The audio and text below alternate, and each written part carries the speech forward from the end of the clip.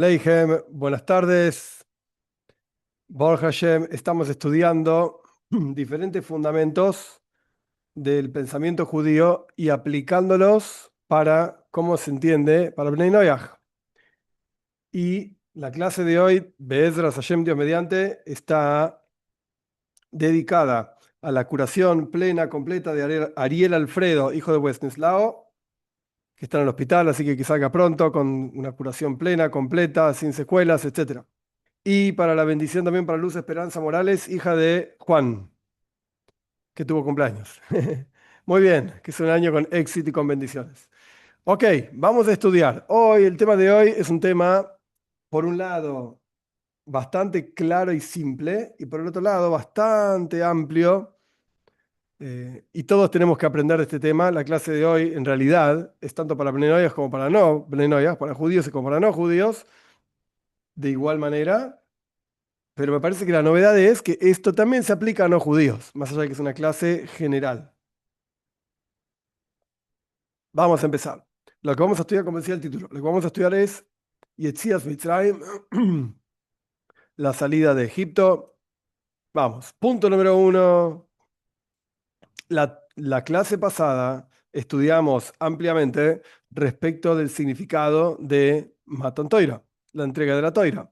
Quiere decir que, de acuerdo a lo que entendimos, que incluso racionalmente hablando, y no voy a repetir toda la clase, por supuesto, pero incluso racionalmente hablando tiene sentido pensar en la entrega de la toira, en que este evento efectivamente ocurrió, porque no tiene sentido que alguien lo haya inventado, como estudiamos ampliamente en la clase pasada.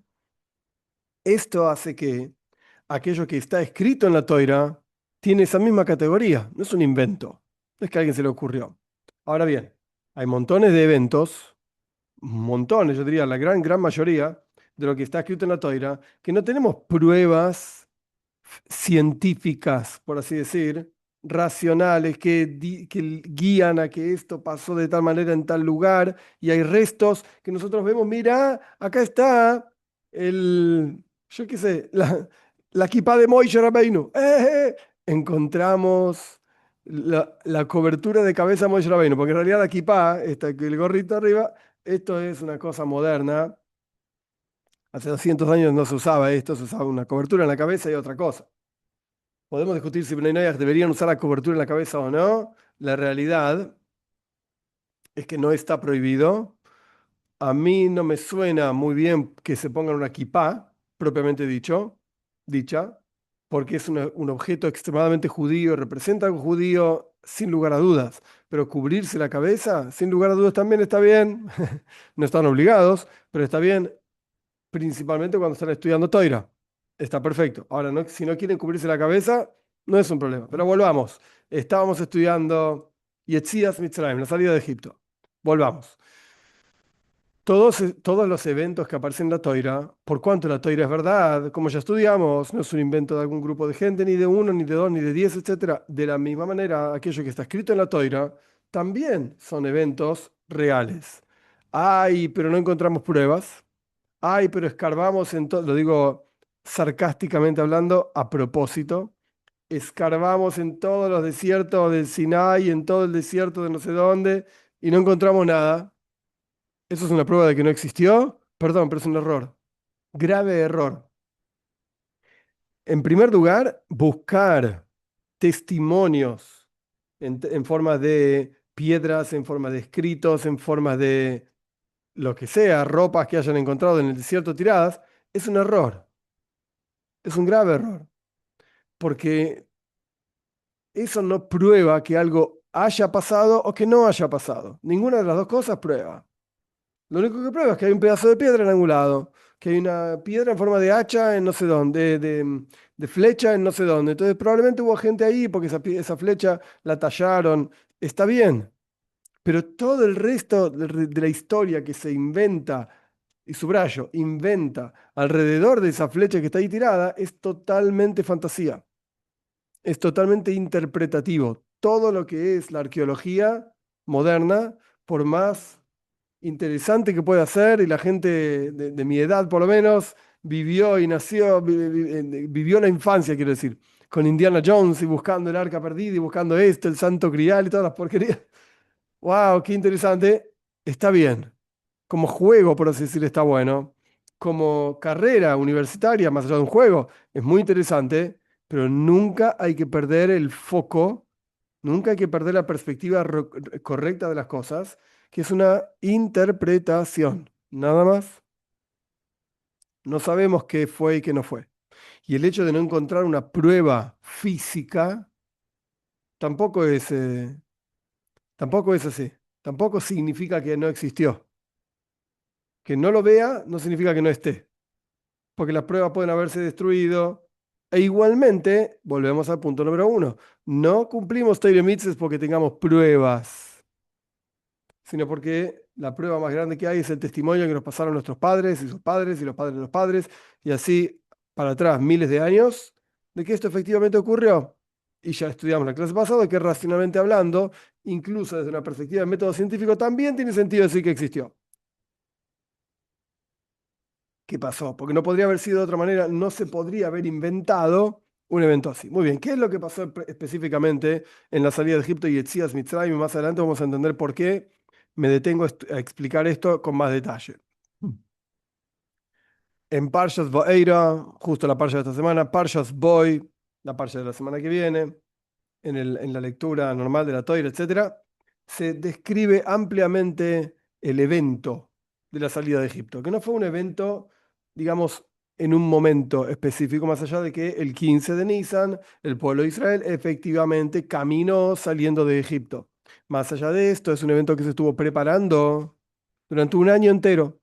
La gente lee las plagas en el texto de la Toira y piensa que una tras de la otra, pum, pum, pum, golpes y más golpes de Dios a Egipto, que cada uno de esos golpes tenía una razón de ser. Es muy interesante el comentario de Kli Yakar en la parsha de esta semana, Parshas Va'eira, sobre los diferentes grupos de plagas, si venían a explicar que Dios tiene poder sobre la tierra, si venían a explicar que Dios es infinito, diferentes ideas que las plagas venían a establecer en la mente de los egipcios y en la mente del faraón, particularmente hablando.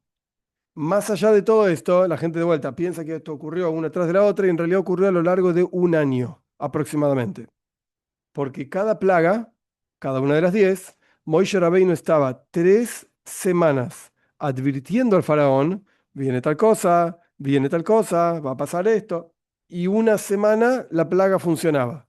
O sea, pasaba eso que Moisés advirtió que iba a ocurrir. Quiere decir que cada plaga en realidad fue un mes. Quiere decir que si tenés 10 plagas, son 10 meses. Uy, casi un año.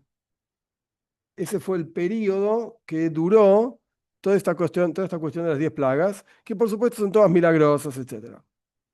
Ahora bien, cuando el pueblo de Israel efectivamente sale de Egipto, la Toira recuenta 603.550 hombres entre 20 y 60 años. Anshe Homa, lo llama la Toira, los hombres que salieron a la guerra. Si uno hace una cuenta rápida, entre 20 y 60 años, cada uno de estos hombres, y cuando se dice hombres acá es masculino, cada uno de estos hombres tenía por lo menos una esposa, ahí ya tenés 1.000.000 de 200.000 personas, tenían un par de hijos, por lo menos entre 20 y 60 años, probablemente sí, y más de dos también, pero vamos a asumir que tenían 2 hijos y ya tenés 4 millones de personas, casi 4 millones de personas. Quiere decir que el movimiento social, por llamarlo de alguna manera, el movimiento de gente que salió de Egipto fue impresionante, impresionante. Y si alguien se va a preguntar cómo hacían para llamar a uno y al otro, porque de un punto al otro del campamento, 4 millones de personas es un montón de gente, hay montones de ciudades hoy en día en el mundo que no llegan ni cerca de ese número de gente. Y no podés llamar a todos, como hacer, no tenés WhatsApp para llamar a uno y mandar un mensaje, el grupo de WhatsApp, no, no, no, no. Había grupos dentro de esta gente y esta gente estaba dividido en Sare Alafim, Sare Meois, Sare Hamishim, Sare Gazarois, en ministros o líderes de miles, líderes como si fuesen literalmente líderes sociales, líderes de 1.000 tipos, líderes de cientos de tipos, 100 tipos, líderes de 10 tipos. Líderes 50, perdón, me en el medio, líderes de 50 tipos y líderes de 10 tipos, líderes de 10 tipos. Que sí que los líderes iban pasando la información entre ellos, iban pasando la información a su gente y su gente iba pasando información, etcétera. Y relativamente rápido, la gente se enteraba de todas las cosas. A tal punto era la cuestión que cuando el faraón, la noche del 14 de Nisan, que es cuando festejamos Pesaj, etcétera, el faraón dijo, bueno, listo, pueden irse. Imagínense que había que movilizar 4 millones de personas que estaban en sus casas comiendo de la ofrenda de Pesaj, comiendo una cena, un asado, un rico asadito de cena, y había que movilizarlos para decir, señores, nos vamos, agarren lo que puedan, como puedan, y nos vamos. Al punto tal que Dios mismo en el profeta, dice, Zohartilach Gesed Neuraich, recuerdo, creo que es Irmiau, recuerdo para ti la bondad de tu juventud. Lechtei Hajaraiba Midbar Beretz Lo Zerua, que fuiste tras de mí al desierto, en una tierra no plantada. Dios consideró este movimiento impresionante de gente como una gran bondad que el pueblo de Israel hizo con él, una muestra de confianza, que salieron sin comida, como dice la Toira, salieron sin lo necesario. Había que irse, Boraham, se escaparon de Mitzrayim, de Egipto. Después de haber estado 210, subrayo, 210 años en servidumbre. Hay la Toira en un lugar dice 400 años respecto de Abraham vino en el pacto entre las partes. Y en otro lugar dice, en Parshas, justamente Parshas Shmois, dice 430 años que el pueblo de Israel estuvo en Egipto, que en realidad no es así. Y lo explica Rashi en su comentario, por eso digo, pongo acá las fuentes para que la gente lo sepa y lo puedan revisar y lo puedan buscar. Es muy interesante. Rashi hace toda la cuenta, yo no la voy a hacer ahora, pero en la práctica esos 400 años no cuentan desde que el pueblo de Israel pisa, los hijos de Israel, por así decir, pisan Egipto y entran en el lugar, etc. No. Los 400 años, 430 años cuentan desde el nacimiento de Yitzhak. Desde ese momento empieza, por así decir, el exilio del pueblo de Israel.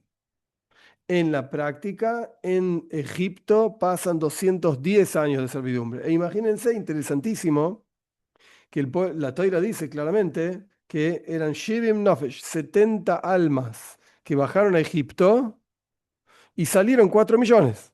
¡Wow!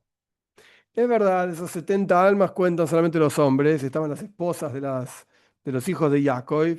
Ok, ponele 140, o más o menos, un poco más, un poco menos, no hay mucha diferencia. De esa cantidad de gente se transformaron en 4 millones de personas, que cuando uno presta atención en 210 años, multiplicar de 70 a 140 o por ahí, no importa, 150 a 4 millones, es impresionante la cantidad de niños que nacieron. Nuestros sabios incluso cuentan que el pueblo de Israel, cada mujer judía, cada vez que quedaba embarazada, tenía 6 trillizos.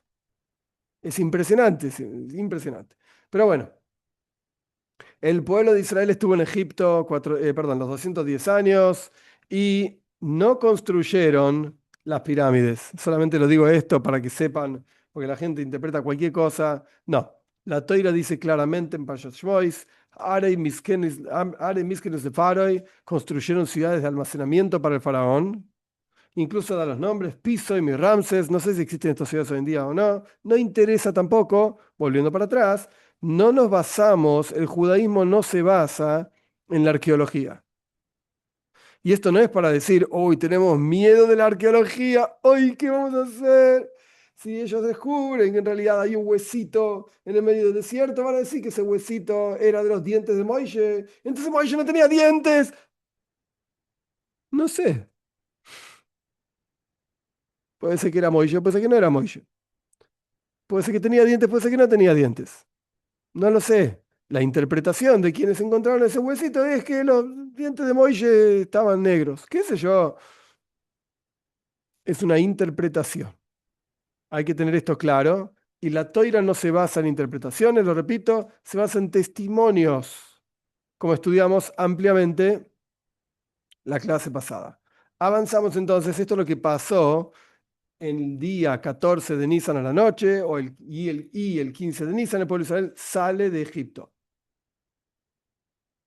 Muy bien, Esto no es solamente una historia más. Hay historias en la Toira, está lleno de historias en la Toira. Sabemos que la palabra Toira, y esto lo vamos a estudiar más en detalle el otro día, la palabra Toira es Hoira'a, es enseñanza, y esa palabra Hoirá, enseñanza, la palabra Torá, Toira, proviene es la misma raíz que la palabra morá, maestra, moré, maestro, es exactamente la misma palabra, solamente conjugada de otra manera. Cada palabra en el lenguaje santo en hebreo tiene una raíz de dos o tres letras. Aquí, jugando con esta raíz, tenés toira, que significa enseñanza, hoirá, que significa enseñanza, morá, que significa quien enseña, moré, si es femenino, masculino, morá, moré, etc. No es solamente una historia más con cualquier enseñanza que contenga, como todas las historias que contienen una enseñanza, y el Zohar incluso dice que aquellas personas que dicen que las historias de la Toira son solamente historias y no contienen enseñanzas, no tiene porción en el mundo por venir. Es gravísimo. Como decir, no entendiste lo que la Toira es, no es judaísmo eso. No son historias. ¿De qué y aparte hay historias más interesantes que la historia de estas historias, que Abraham, que Sara, que no tenían hijos. ¿A mí qué me importa? Contame una historia más linda, más interesante. No es, la Toira no es solamente un libro de historias, sino que la Toira es un libro de enseñanzas. Esto se aplica a todo, toda la Toira. Particularmente hablando, cuando hablamos de la salida de Egipto, Yetzias Mitzrayim es un fundamento del judaísmo, que no debe ser confundida esta idea con los famosos 13 principios o fundamentos de Maimónides. No, no tiene nada que ver, porque los 13 principios o fundamentos, como lo quieran llamar, es lo mismo, de Maimónides, son conceptos que hacen al judaísmo en respecto de lo que creemos, quién es Dios, qué es un profeta. Esas cosas son fundamentos del judaísmo. En términos de vuelta, lo que moldea al judaísmo de qué es la fe judaica. Y Yetzias Mitzrayim, la salida de Egipto, es un fundamento del judaísmo, pero no un fundamento en términos de leyes. ¿Cuál es? O de moldear el pensamiento judío. Hay un Dios. Ok, los judíos creen en Dios. ¿Y tiene cuerpo? No. Los judíos creen en un Dios que no tiene cuerpo. Es un fundamento eso. Aquí estamos hablando de otra cosa.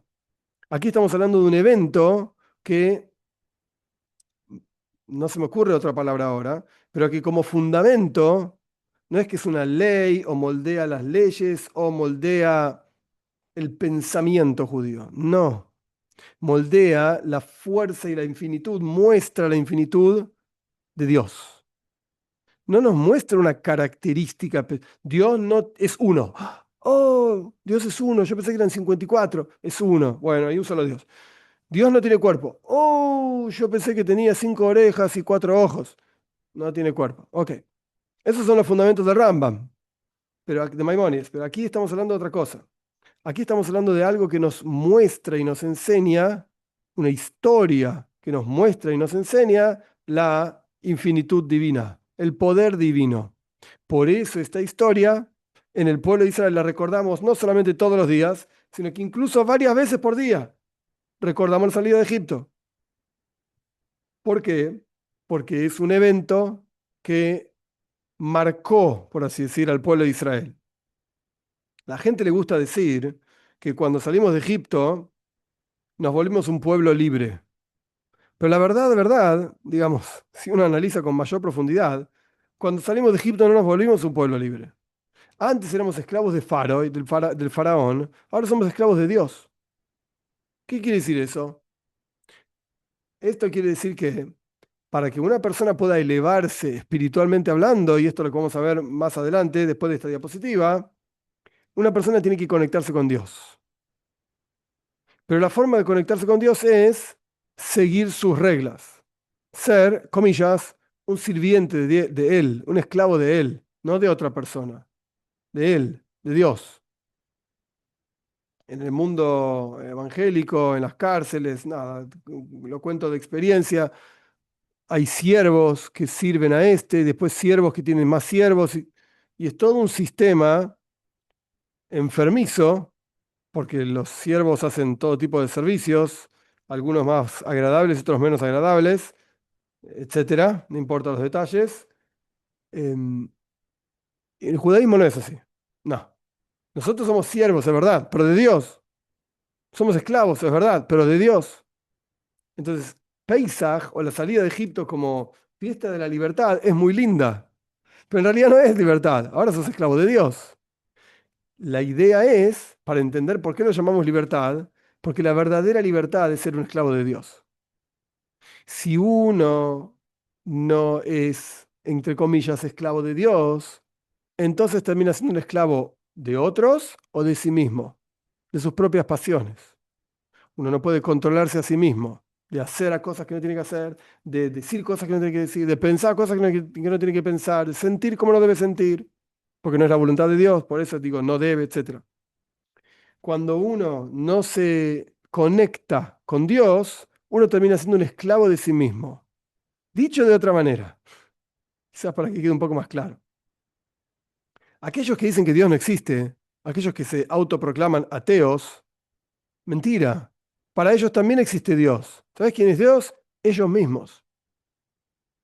Porque el concepto de Dios en este contexto es, hay una autoridad que indica lo que hay que hacer y lo que no hay que hacer, lo que está bien y lo que no está bien. Nosotros como seres humanos tenemos sensaciones de que hay la sensación interior de que hay cosas que están bien en la vida y cosas que no, pero no tenemos claro, no venimos con una listita en la cabeza, esto sí, esto no, esto sí, esto no, lo vamos aprendiendo de acuerdo al medio en el que vivimos, de acuerdo a la cultura nuestra. Como si dijésemos, no sé si es correcto lo que voy a decir, pero es un ejemplo nada más, y si es incorrecto, pues entonces habrá que buscar otro ejemplo, pero solamente esto. Si en Japón, no lo sé, ¿ok? Pero si en Japón la costumbre es sacarse los zapatos, en Canadá una vez escuché, la costumbre es sacarse los zapatos cuando entras a tu casa y ponerte alguna otra cosa, no sé, una chilena, no sé, lo que sea, y no lo haces, estás actuando mal. Estás transgrediendo, entre comillas, una ley, una costumbre, una cultura, la cultura local, y te van a mirar muy mal. ¿Qué haces caminando así dentro de la casa? Ahora en Argentina nadie se saca los zapatos para entrar a la casa. ¿No? ¿Qué sé yo? Caminamos así con los zapatos todo el día. Entonces, ¿qué es lo que está bien y qué es lo que está mal? No, no sé, en un lugar va a estar bien una cosa, en otro lugar va a estar bien otra. En un lugar está mal una cosa, en otro lugar está mal otra. No es todo igual. Eso depende del lugar, la costumbre, la época y así sucesivamente. Entonces, cuando decimos que somos esclavos, incluso después de haber salido de Egipto, porque somos esclavos de Dios, esto lo que representa es, podemos conectarnos con Él, en donde está la verdadera libertad de liberarnos de nuestros propios problemas y límites, como vamos a estudiar en un minutito. Pero bueno, antes de avanzar, Yetzias Mitzrayim, la salida de Egipto, es un fundamento de la Toira, es un fundamento del judaísmo, sobre lo cual está basado montones de conceptos. Incluso, esto no tiene que ver directo con Bnei Noyaj, pero incluso cuando en muchísimas ceremonias, en el rezo, en diferentes rezos, en diferentes ceremonias en el judaísmo, decimos Zeicher Yetzias Mitzrayim. Lo que estamos haciendo, no importa qué, lo que sea que fuera que estamos haciendo, es un recuerdo de la salida de Egipto. ¿Por qué? De vuelta, porque esto representa el poder divino, la infinitud divina. Muy bien, vamos a cómo se aplica esto en la práctica en nuestro día a día. Dijimos anteriormente, perdón, vamos para atrás, ahora lo pongo de vuelta, no se preocupen. En cada generación uno debe verse a sí mismo como si hubiese salido de Egipto. Quiere decir que en todo momento salimos, debemos pensarnos y debemos salir de Egipto. ¿Qué significa salir de Egipto? Pues vamos a analizar esto desde una perspectiva más profunda en el servicio a Dios. Y esto que voy a enseñar ahora se aplica tanto a judíos como a no judíos. La palabra Egipto en hebreo se dice Mitzrayim. Esa es la forma en que se dice. Yetzias, salida de Mitzrayim, Egipto. Si prestan atención, aunque no entiendan, no es grave, pero estas dos palabras tienen las mismas letras y abajo tienen diferentes simbolitos. Los simbolitos que aparecen abajo de las letras en el hebreo son nekudois, así se llama, puntitos, que no son todas puntitos porque hay rayitas también, pero indican la forma en que se lee una palabra. Ahora bien, nosotros tenemos la palabra Mitzrayim, que significa Egipto, y esa palabra tiene exactamente las mismas letras que la palabra Metzarim. Metzarim significa límites. Quiere decir que Yetzias Mitzrayim, la salida de Egipto, en realidad es una superación de límites, es un salirse en términos modernos de la zona de confort. Eso es Yetzias Mitzrayim. Y esto, volviendo atrás, es lo que en cada generación uno debe verse a sí mismo como si se hubiese salido de Egipto, de Mitzrayim. Es decir, en cada generación uno debe, en cada momento de su vida, en cada etapa de su vida, uno debe superarse a sí mismo, debe crecer. Esto es la salida de Egipto todos los días.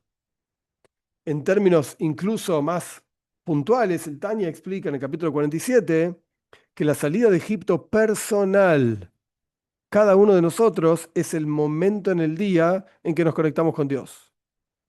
Que puede ser el rezo, puede ser el momento del estudio o meditación en la grandeza de Dios. Se lo puede ver de diferentes maneras. Pero independientemente de eso, el momento en que el alma puede salirse, entre comillas, del cuerpo, puede superar las limitaciones del cuerpo y conectarse plenamente a Dios, eso es la salida de Egipto para el alma. Nuestra tarea, nuestra misión es conectar el universo entero, el mundo entero, con Dios, superando las limitaciones del mundo. ¿Qué quiere decir esto? Vamos a estudiar un minutito aquí abajo, un minutito más, en un minutito más. Entonces, punto número uno, conectamos la palabra Mitzrayim, Egipto, con Metzarim, con límites, opresión. Se espera de cada uno de nosotros que quebremos nuestros propios límites.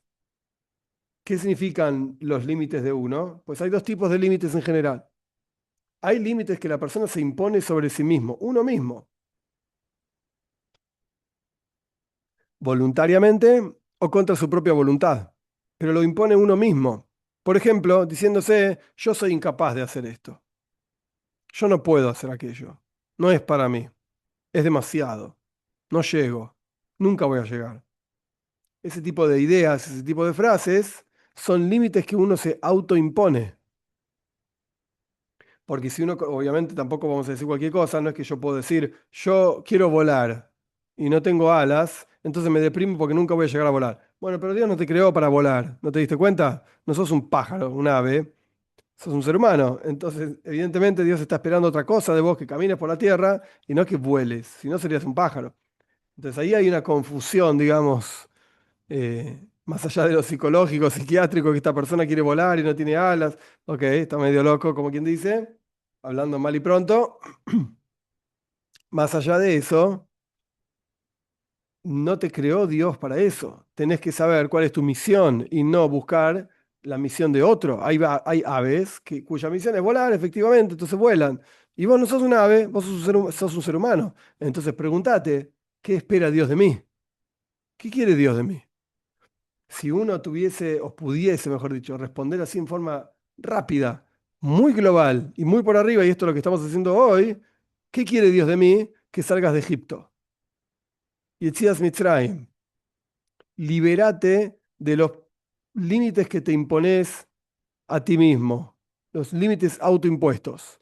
Paréntesis, interesante desde una perspectiva psicológica, ojo, porque hay límites que son buenos, autoimpuestos y son buenos. Por ejemplo, cuando una persona sabe que hay ciertos asuntos que no debe hablar en ciertos lugares o a ciertas personas. Eso no se llama mentir. Simplemente no tengo que hablar de este asunto frente a esta persona por tal o cual razón. Eso es un límite también, pero ese límite es positivo. No existe que una persona viva absolutamente sin límites. No es sano, no está haciendo bien. Por ejemplo, en la educación de los niños, si los padres nunca imponen límites sobre los chicos, hay que ver cómo lo imponen. Con un cinturón en la mano, no. Eso no se hace. Pero hay que ver cómo imponen los límites. ¿Qué es lo que, qué es lo que buscan? ¿Cuál es el objetivo de cada uno de los límites que imponen? ¿Y qué es lo que logran con esos límites impuestos? Y si no funciona, pues hay que cambiarlo. Como dice el GPS, recalculando la ruta, ok, vamos para otro lado, pensé que era por este lado, vamos por otro. Cambió la ruta. Y no tiene nada de malo, es normal. Pero ayer pensabas de otra manera. Sí, es verdad, lo pensé de vuelta y ahora pienso diferente. ¿Cuál es el problema? Podemos cambiar de opinión. Lo que quiero decir es que hay límites que son autoimpuestos y son buenos. Entonces hay que analizar en cada caso qué límites son efectivamente buenos y qué límites no lo son. Ok, dicho esto, estos son los límites que uno se autoimpone. Luego existen también límites impuestos por el medio donde uno se encuentra, que aquí hacemos las cosas de esta manera. La costumbre en este lugar es de esta manera. Siempre fue así. O, por ejemplo, el medio te impone un límite porque se burlan. Mirá lo que estás haciendo, mirá lo que estudiás, mirá cómo te vestís, mirá lo que dijiste, lo que pensás. Es un límite que te impone el medio y a veces uno necesita una fuerza interior muy grande para no prestar atención a esos límites. De hecho, interesante, las notas del Ramó, no importa, Moishe Serde se llamaba, no importa todos los detalles de quién fue, al Shulchan Aruch, al Código de Ley Judía, empiezan el primer capítulo de la primera parte, la primera parte del primer capítulo, el primer párrafo. Dice, Al Yeibush mi prima Maligim, no te avergüences de aquellos que se burlan de ti. Burlate, a mí qué me importa. ¿Qué diferencia hay? Si uno sabe que está haciendo lo que Dios quiere, ¿qué diferencia hay, la burla o no la burla? No hay ninguna importancia.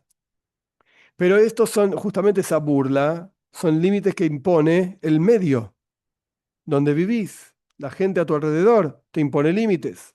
Pues el concepto de salida de Egipto es justamente salirse de esos límites. La conexión está en Mitzrayim, Metzarim, que representa límites. Mitzrayim quiere decir Egipto, Metzarim quiere decir límites, como ya explicamos. Justamente ahí está la conexión.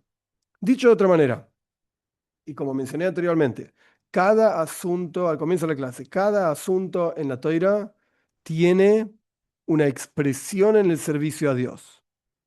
A veces no sabemos cuál es, ¿ok? No lo sé. Para eso tenemos Baruch Hashem, un Rebe que nos enseña y nos dice qué es lo que corresponde, qué representa cada cosa. Tenemos Hasides, etcétera, etcétera. Pero hay veces que uno aún así no lo sé, ¿ok? Pero algo quiere decir sin duda, porque vos no lo sepas, no significa que no es así. Claramente, la toira es hoira, como dije anteriormente, es enseñanza. Entonces, volviendo a la cuestión, cuando estamos hablando de Yetzias Mitzrayim, la salida de Egipto, esto tiene una expresión en el servicio a Dios cotidiano nuestro. Por un lado, porque nuestros sabios, como dijimos antes, dicen que todos los días hay que recordar la salida de Egipto. ¿Por qué? ¿Por qué es tan importante todos los días recordar la salida de Egipto? Porque justamente depende del concepto de la salida de Egipto, que uno se libere a sí mismo. Dicho de otra manera, traer a Moshiach depende de que cada uno de nosotros salgamos de nuestro propio Egipto, de nuestras propias limitaciones. Así como cuando el pueblo de Israel sale de Egipto, reciben la toira, y el Alter Rebbe explica en el Tanya, el momento de la recepción de la toira fue un momento en donde se reveló algo similar a lo que será el mundo por venir, con la revelación de la esencia de Hashem, etc. Entonces, para nosotros, espiritualmente hablando, cada uno de nosotros salir de Egipto representa justamente la venida del Moshiach en tu mundo, en tu mundo particular, en tu vida particular. Superá diferentes límites o que te impusiste a vos mismo o que te impuso en medio. Por supuesto, por las dudas nada más, lo menciono. Si Dios nos manda a cumplir con una misión, es porque antes siquiera de mandarnos a cumplir con la misión, nos dio las fuerzas para cumplir con esa misión. O por lo menos, el mandato mismo de cumplir con esa misión. Eso es lo que nos da las fuerzas para efectivamente cumplir la misión. El hecho de que te ordenó, esa orden te empowering, se dice, empodera para dar para cumplir con esa misión. Ok, dicho todo esto, hay una diferencia muy interesante entre cómo el mundo jasídico en Chabad ve la salida de Egipto y cómo fue la salida de Egipto original y la enseñanza que podríamos aprender de la salida de Egipto original. La salida de Egipto original, Dios destruyó Mitzrayim, Egipto, quebró con Egipto, hasta que Egipto reconoció que Él es Dios, como dice en la Toira muchas veces, en Parshas Shmois, Parshas Voeira, Viyodu Mitzrayim que ani Hashem, sabrá Egipto que yo soy Dios. ¿Ok? Los quebró. Y los que quedaron supieron, el resto se perdieron en el camino, por así decirlo. Pero la salida de Egipto jasídica no es quebrar. No hay nada que quebrar, hay que refinar. Hay una historia muy cortita que ilustra este concepto de una forma muy interesante. Un Josid le regaló al Alter Rebbe una cajita chiquitita en donde se solían poner, hoy en día también lo hacen algunos, solían poner tabaco o solían poner alguna especie y lo olían para que tenga buen olor. Y le regaló una cajita de plata, brillante, bonita, una cajita de plata, que era para poner ahí adentro tabaco, etcétera. Antiguamente no se sabía que el cigarrillo hace mal, algunos rebbeim fumaban, muy bien, el rebbe no fumaba, que yo sepa no fumaba. La cuestión es que el Alter Rebbe no la necesitaba para cumplir la misión, digamos, la función de esa cajita. Entonces decidió usar la cajita como espejo. La plata, al fin y al cabo, es una especie de espejo. Mejor calidad, peor calidad, no importa, pero es un espejo. Y el Alter Rebbe quería un espejo para mirarse en el espejo y ver que tenía los tefilin, que son unas cajitas negras que los judíos nos ponemos en la cabeza para rezar a la mañana, en el centro, digamos, en el medio, entre los dos ojos, ahí es donde tienen que estar los tefilin colocados, aquí arriba en la cabeza, eh, en la pelada, etcétera, ahí tienen que estar los tefilin, pero bien en el medio, está justo, si está de costado no sirve, al otro costado no sirve, en el medio. Pero para eso tenés que mirarte. Uno no ve, uno se toca arriba, pero no ve. Entonces tenés un espejo para mirar. Y el Alter Rebbe utilizó la cajita esta de plata que le regalaron como espejo para mirar. El Alter Rebbe fue el fundador del movimiento Chabad. El fundador, Rabbi Shneur Zalman de Liadi se llamaba. Alter Rebbe. Alter quiere decir viejo en Yiddish. Alter y Rebbe significa el maestro. El maestro viejo. El Alter Rebbe. Ok. Una vez mucho tiempo después de que le regalaron esta cajita al Alter Rebbe y el Alter Rebbe falleció, etcétera, una vez le comentaron al nieto del Alter Rebbe, que fue el tercer Rebbe de Chabad, se llamaba Menachem Mendel, le decían Tzemach Tzedek, porque escribió un libro de Tzemach Tzedek, que el Alter Rebbe había roto la cajita que le regalaron. Y cuando el Tzemach Tzedek, de vuelta, el nieto del Alter Rebbe, escuchó esto, dijo, no, no, no, de ninguna manera. Mi Zei de mi abuelo no rompía cosas. No. Lo más probable es que haya tomado, no sé cómo se llama técnicamente hablando, pero la varilla chiquitita que va dentro de una bisagra para abrir la cajita y cerrar la cajita, tiene una bisagra y dentro de la bisagra va como un palito, como una varillita que sostiene justamente la bisagra para que la tapita se pueda abrir y cerrar. Probablemente el Alter Rebbe retiró la varillita esta y separó la tapa de la cajita y usaba la tapita para verse en el espejo. Esto es lo que dijo el Tzemach Tzedek, el tercer Rebbe de Chabad. La pregunta es, ¿pero a mí qué me importa? La práctica rompió la cajita. No, no entendés. Romper, quebrar, significa que algo es totalmente inútil. Y cuando algo es inútil o incluso negativo, la única forma de lidiar con eso es quebrarlo, deshacerse de eso. El pueblo de Israel se escapó de Egipto porque ya estaba en un nivel de impureza tan profundo que había que salir rápidamente de ahí. Pero el Alter Rebbe nos enseñó, o sea, Hasides, el mundo hasídico enseña, no quiebres, refiná, reutilizá, reciclá. El Alter Rebbe nos enseñó que la salida de Egipto hasídica no es como la salida de Egipto original. En la salida de Egipto original, a Egipto lo destruimos, lo quebramos, hasta que reconocieron que Dios es el que manda, etc. En la salida de Egipto hasídica no hay nada que quebrar. Lo que hay que hacer es refinar para revelar en esa misma cosa que estamos trabajando y refinando la presencia de Dios. Esto lo podemos ver, interesante. La palabra oilom, mundo, olam significa mundo, está relacionada con la palabra helem. Helem significa ocultamiento. El mundo que vemos a nuestro alrededor oculta la presencia de Dios. Dios está ahí en su interior, claro que sí. Todo es Dios, pero está oculto. Nuestro trabajo es justamente utilizar el mundo para el servicio a Dios, utilizar la silla para servir a Dios, para sentarme para estudiar Toira, utilizar la computadora para hablar y estudiar Toira, etc. de manera tal de reconocer y entender cómo cada milímetro y cada pedacito de la creación en realidad es algo divino, es algo que contiene a Dios en su interior y es algo que es capaz de expresar a Dios, pero depende de cómo yo lo use, depende de qué haga yo con esa cosa. Esto es el concepto de Yetzias Mitzrayim, de la salida de Egipto, desde una perspectiva muchísimo más profunda, muchísimo más práctica para nosotros. Ahora bien, hasta aquí hablamos del Egipto, por así decir, de cosas que uno tiene que alejarse de esto, no quiebres, refinar, pero hay un nivel superior incluso.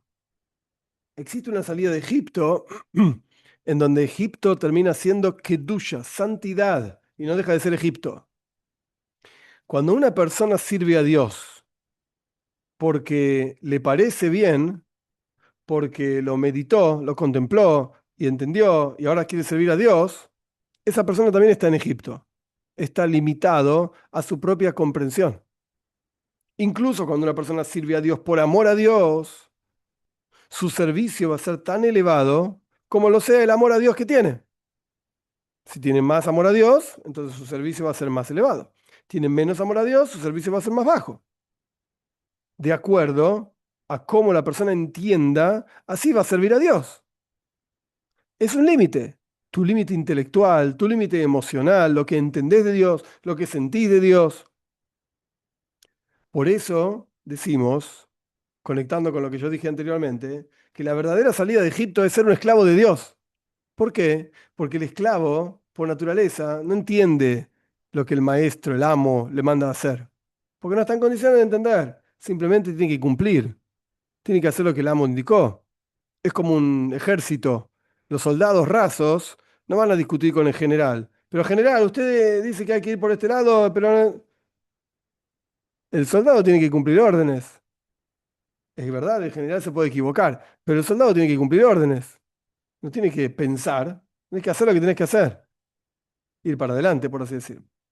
Entonces hay dos formas de servicio a Dios en este sentido. Una es estando dentro de Egipto, en donde la persona sirve a Dios, estudia Toira, cumple los preceptos, está todo bien, pero lo hace desde una perspectiva intelectual, desde un mundo intelectual o incluso un mundo emocional, y por lo tanto, está en Egipto. Cuando la persona logra servir a Dios, dejando su propio intelecto de lado, dejando sus propias emociones de lado y simplemente hacer lo que hay que hacer porque eso es lo que hay que hacer, en las palabras del Rambam. El Rambam acuñó una expresión interesante, oises a emes vipeshu emes, cumple la verdad porque es la verdad, no por otra razón, porque es verdad, nada más. Cuando la persona sirve a Dios de esta manera, la persona se conecta realmente con la esencia de Dios. ¿Para qué sirve esa conexión con la esencia de Dios? ¿Vas a ser rico ahora? ¿Vas a tener mucho dinero? ¿Vas a tener muchos amigos? ¿Vas a tener mucha salud? ¿Qué diferencia hay? ¿Qué importa? Lo único que importa es que estás conectado con Dios. Te reconectaste con tu Padre que está en los cielos. Eso es lo único que importa. No lo que uno obtenga por esa conexión. De hecho, el servicio a Dios por un beneficio, esto está en la Mishnah, en Pirkei Avos, en el primer capítulo de Pirkei Avos de la ética de nuestros padres. No sean como los sirvientes que sirven a Dios en aras de recibir una recompensa, sino sé como los sirvientes que sirven a Dios no en aras de recibir recompensa. No porque no haya recompensa, si ya te va a recompensar, no te preocupes, pero el foco del servicio a Dios no es la recompensa, es Dios. Entonces todo lo que haces no lo haces porque entiendas, porque disfrutes, porque lo sientas. Es más lindo cuando sentís, sin duda, e involucra mayor cantidad de capacidades en tu vida dedicadas al servicio a Dios. Por ejemplo, ocupa el entendimiento en el servicio a Dios, involucra, quiero decir, involucra el entendimiento en el servicio a Dios, involucra los sentimientos en el servicio a Dios. Muy bien, muy bien. Pero el ícar, lo principal, en realidad, es que estás sirviendo a Dios. El resto no importa. Nada importa. Y este es el concepto de Yetzias Mitzrayim. Este es el concepto de la salida de Egipto. Ahora uno podría preguntarse, ¿por qué el mundo está el mundo, oilom en hebreo, helem, ocultamiento. ¿Por qué el mundo oculta la presencia de Dios? ¿Por qué no se revela? Bueno, la pregunta en realidad es, ¿por qué no llega Mashiach? ¿Por qué no llega el Mashiach y ya está? Porque la llegada del Mashiach lo que representa es una revelación de la presencia de Dios. Y toda situación en la cual Dios no esté revelado, su esencia no esté aquí abajo revelada, pues entonces Mashiach no llegó, lo siento mucho.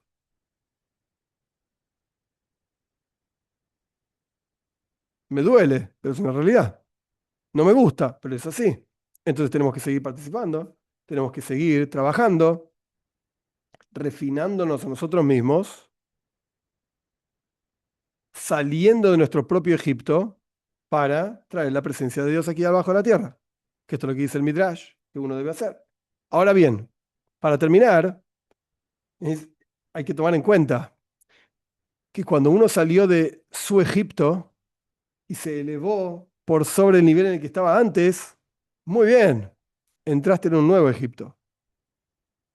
El nivel superior es libertad frente al nivel anterior, pero es Egipto frente al siguiente nivel. Y cuando estés en el siguiente nivel, eso es libertad frente al nivel anterior, pero es Egipto frente al siguiente nivel.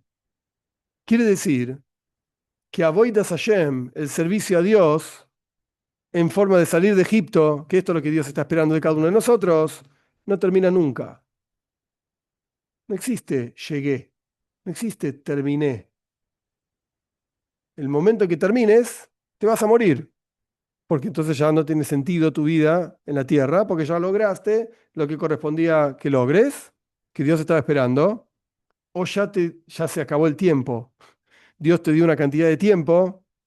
Y esto lo dice Ioy, Valetzava, Le'enesh, Aretz. ¿Acaso Dios no determinó cuánto tiempo va a vivir el hombre en la tierra? Claro que sí. Cuando naces, ya tenemos, cuando nacemos, yo me incluyo, ya tenemos fecha de vencimiento.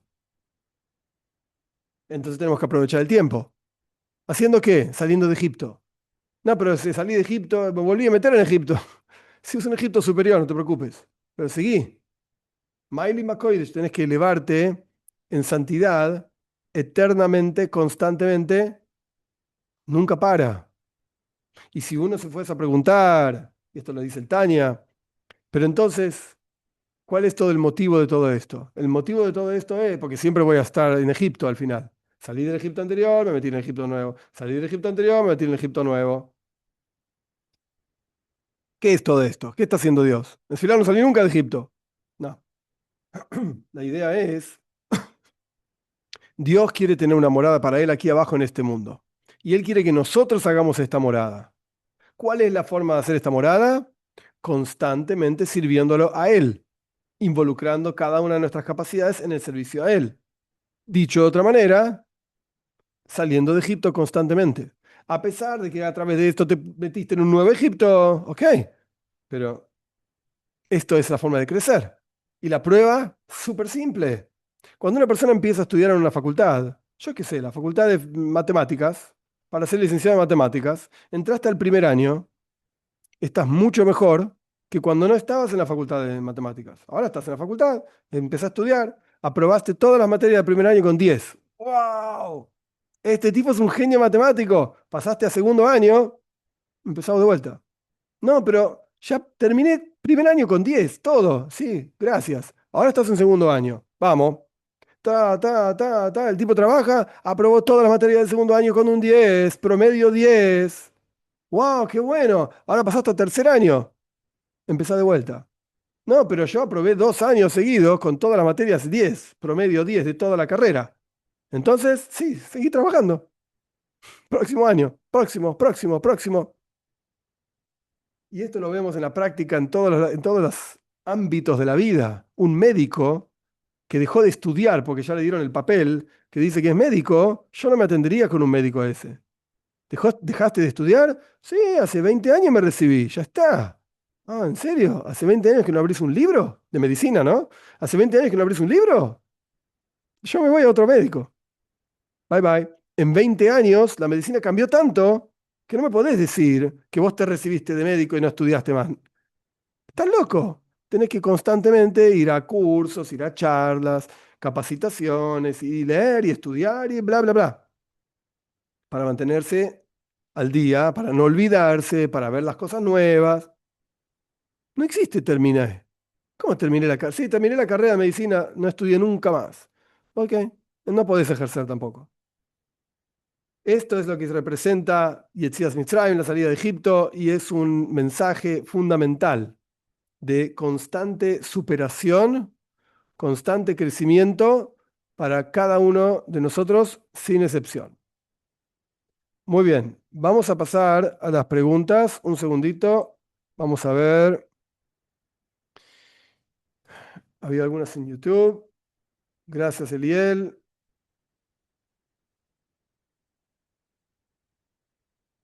Javier pregunta, ¿por qué la palabra hebreo perro se llama Kelev? ¿Qué papel jugaron los perros en la salida del pueblo de Israel en Mitzrayim? No, no ladraron.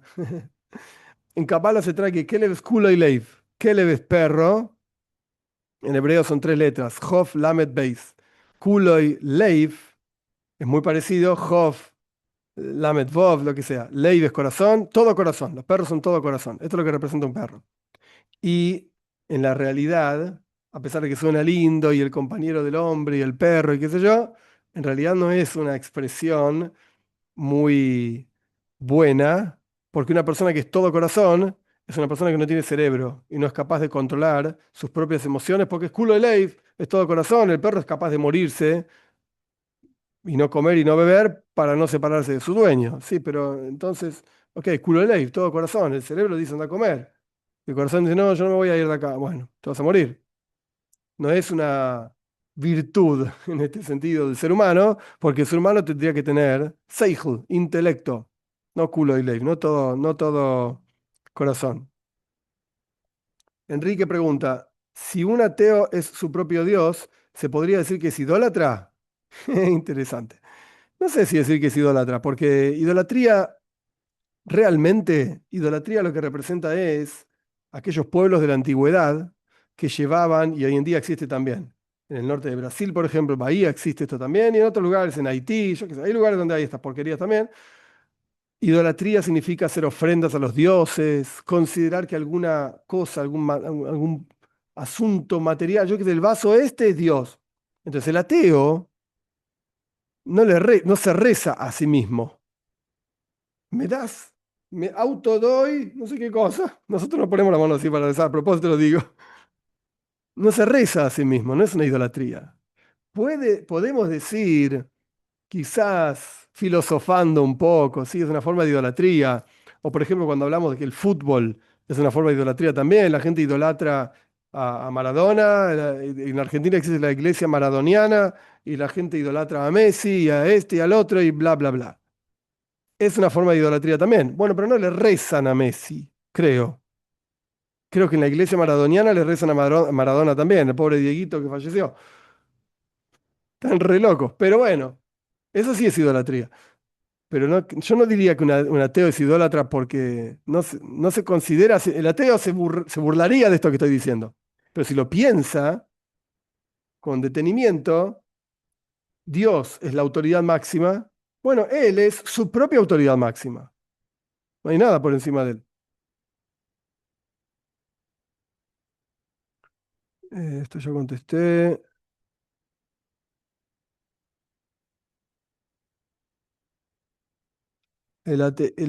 Atei, si me puedes hacer una pregunta sincera, pero incómoda. ¿Qué sé yo? Pregunta. Yo me reservo el derecho de responder. Enrique pregunta, ¿hay gente que se convierte al judaísmo que dice que les va mejor en la visa? ¿En qué visa? Ah, en la vida, en la vida. ¿Y qué sé yo? No veo ninguna conexión, Enrique, entre conversión y que te vaya bien en la vida. Cero, cero absoluta, ninguna conexión.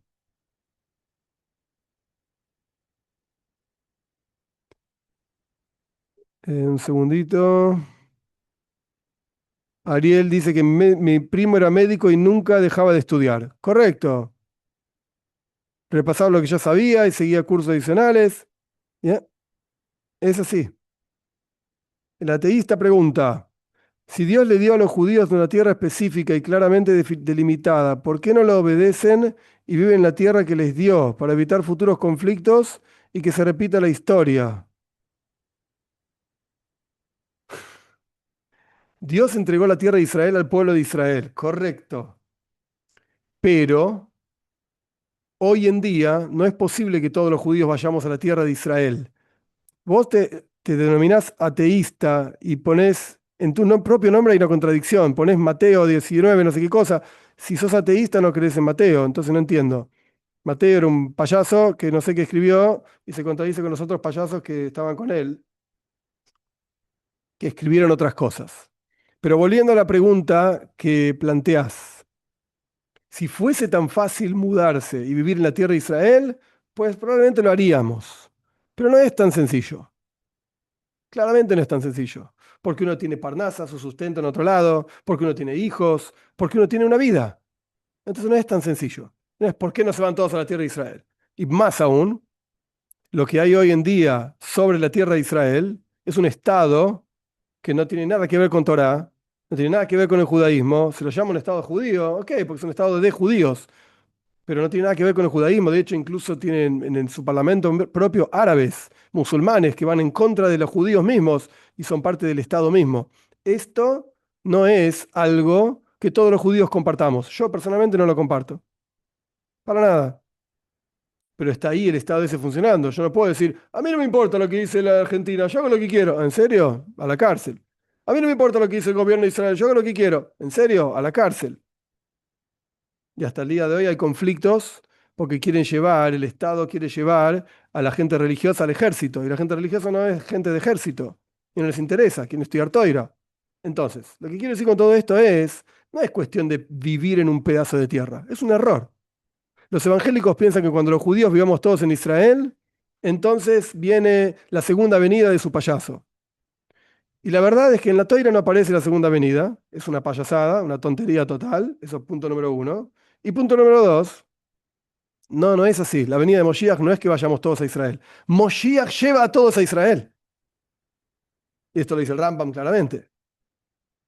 Ni Mekabetz nitche Israel.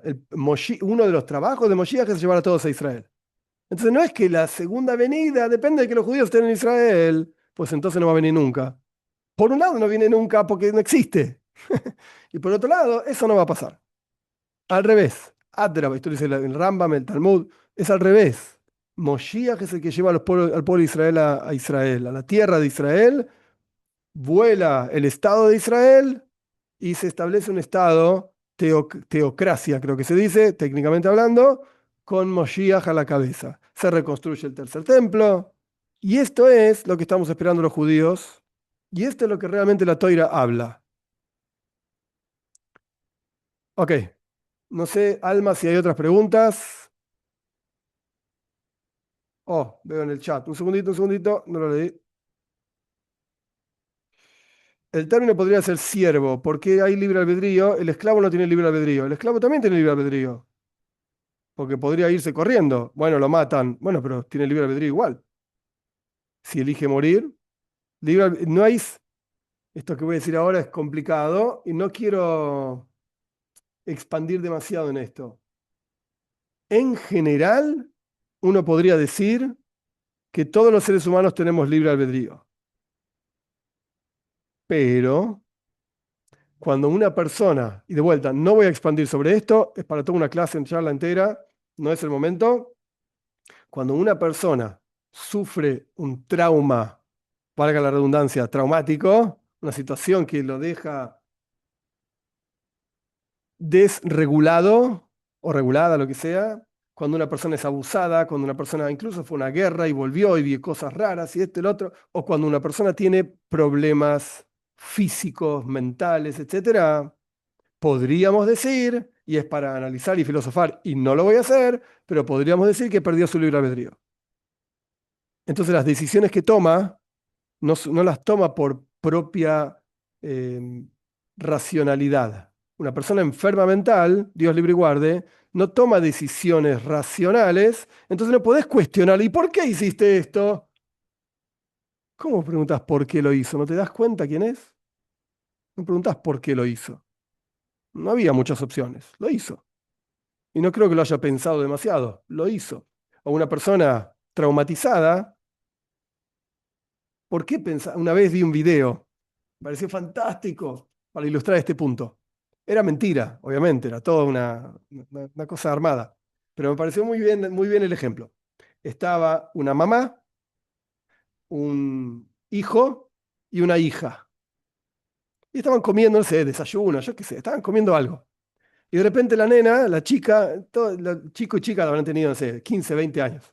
La nena empieza a toser, se atoró, ¿sí? Algo que tragó, no sé, se atoró. Empieza a toser mal. Era una actriz, así que está todo bien, pero eso es lo que estaba representando. Y el nene se pone como muy nervioso. La nena, que no me acuerdo cómo se llamaba, la nena se atoró.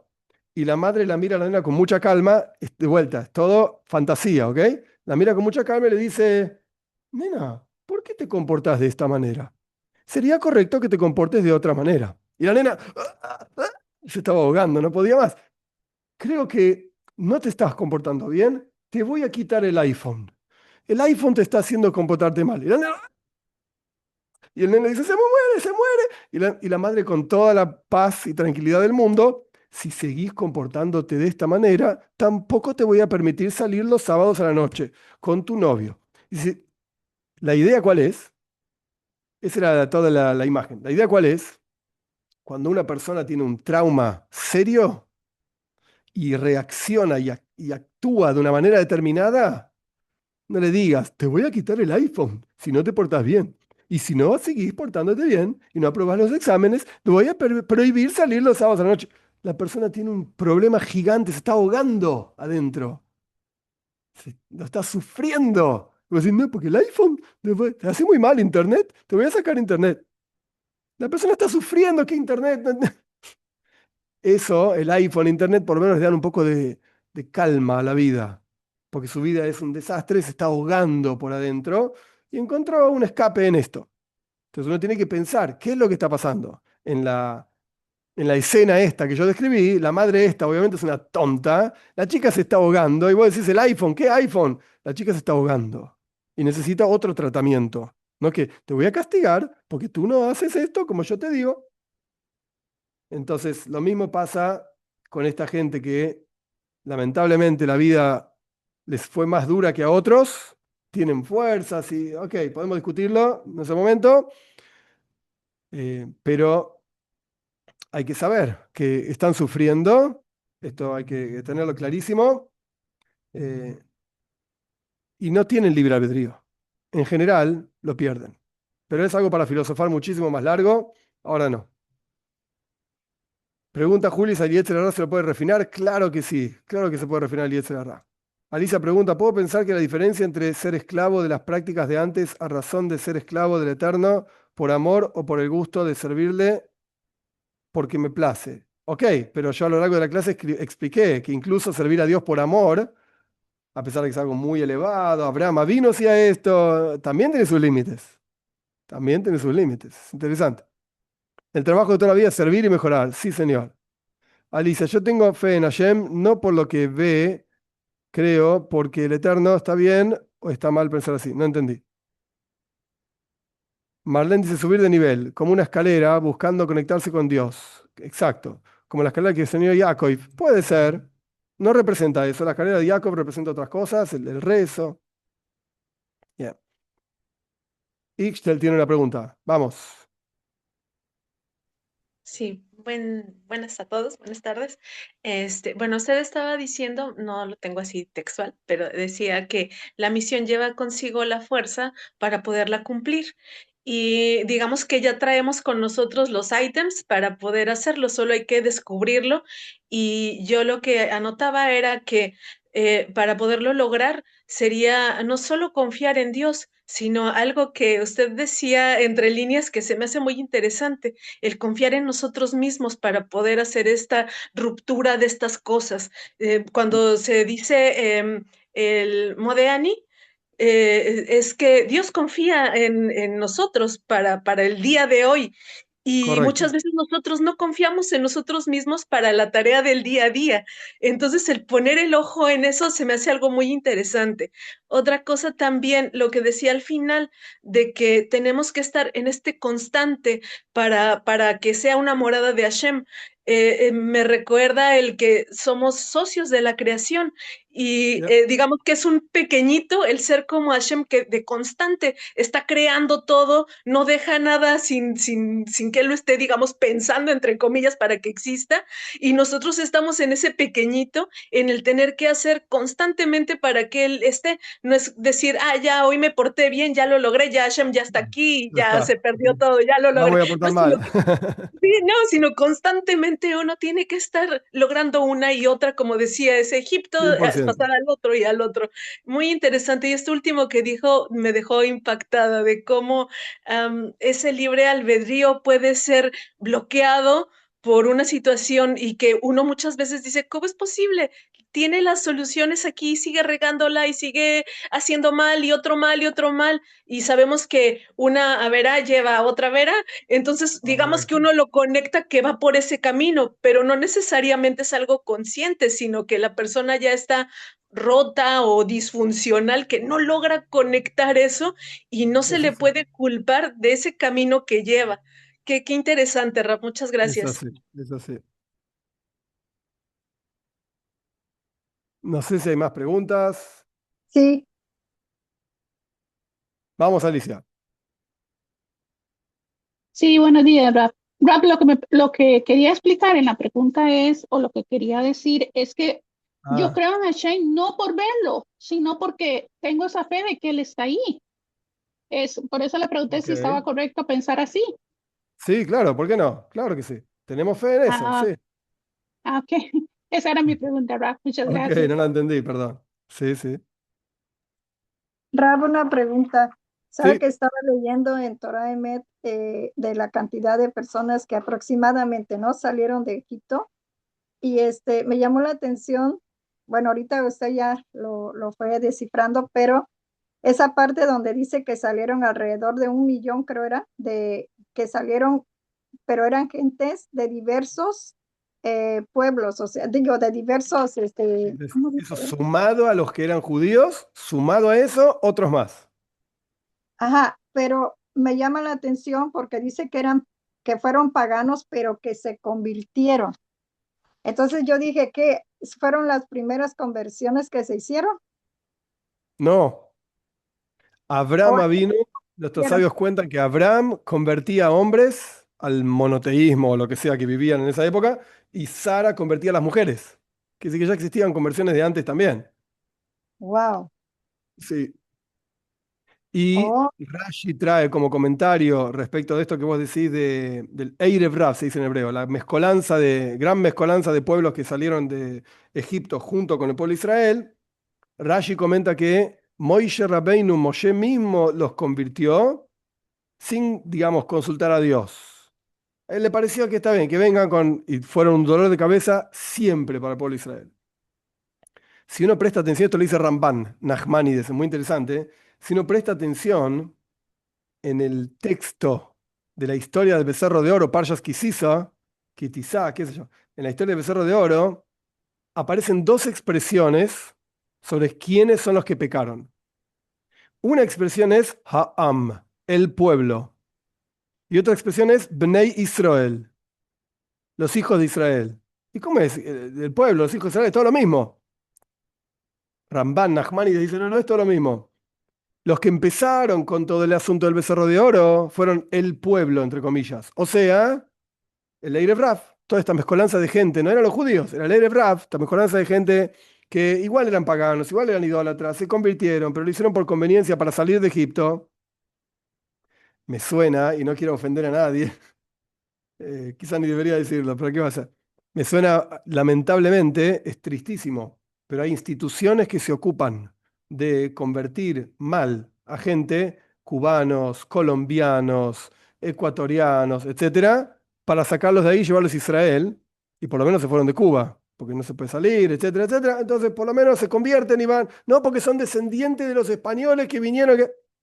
Y es todo mentira, es toda una conveniencia que pagar dinero, pobre gente, le sacan montones y montones de dinero y no les dan nada, no los convierten, nadie acepta la conversión de ellos, no saben ni siquiera lo que es el judaísmo, es tristísimo. Pero bueno, esta conversión así medio, en Argentina decimos trucha, esta conversión inválida que no sirve. Ellos son los que empezaron todo el asunto del becerro de oro. Luego, el pueblo de Israel se sumó y también hicieron idolatría, ¿ok? Perfecto, no somos santitos, pero los que empezaron fueron el Erev Rav, el pueblo. Luz tenía una pregunta. Oh, gracias. Sí, gracias, Raf. Sí, aquí era en cuanto a lo que comentaba de que en las cosas que tenemos para trabajar de ese Israel donde requerimos salir de esa situación, que no quebrar esa parte que está pasando en nosotros, a mí me lleva a esto donde muchas de las veces queremos tener un resultado apartando eso, haciéndolo a un lado, diciendo ya lo sané, ya se quitó, ya no está. Y realmente ahorita me queda muy puntual esta parte que es agarrar cada porción y trabajarla en ella, en refinarla, en qué es la manera en que yo tengo que refinarla para poder tener la revelación o la develación o el acercamiento más a la presencia divina y que eso nos vaya Correcto. llevando una cosa a otra, una cosa a otra y ir, se puede decir, bueno, no sé cómo se puede decir, ir avanzando, porque hay quien dice que en planos o subiendo, no sé qué, pues bueno, a mí eso no me gusta, pero digo, ir avanzando para ser mejor ser humano y eso es lo que nos va acercando a Hashem. Correcto, 100%. Eso sí. Bien. Vamos, Norma, y después me tengo que ir. Gracias, Raf. Buenos días a todos y buenas tardes, Rab. O sea, Rabino, que ya me dejo de andar buscando diferencia entre judío y no judío. Todavía ¿En qué estoy pegado de sentido? lo de ayer. Porque igual tenemos un Mizraim que salir y decidir salir Sí, constantemente. O sea, sí. caigo y ya, no me quedo ahí llorando, ay, me caí. No, No, me levanto. O sí. sea, no importa, o sea, no es que no importa, sino que ¿para qué estoy fijándome en qué hace el judío o qué diferencia tengo yo como no judío? Sí, o sea, igual tengo mi trabajo y tengo mi Mizraim que es Correcto, constantemente estar levantándome porque pues así es la vida. correcto, correcto. No es el enfoque el enfoque no es ver cuál es la diferencia y cuál es la raíz del alma de este y la raíz del alma del otro y de dónde salió este nivel. Tómatela. ¿Servís a Dios o no servís a Dios? Este es el punto. Este es el punto. Muy bien, gente. Dios mediante, seguimos el jueves que viene. Que sea para Braja, para Tzlaja, para éxitos. Nos estamos viendo. Gracias, Ra. Muchas gracias. Gracias, Raf. Gracias.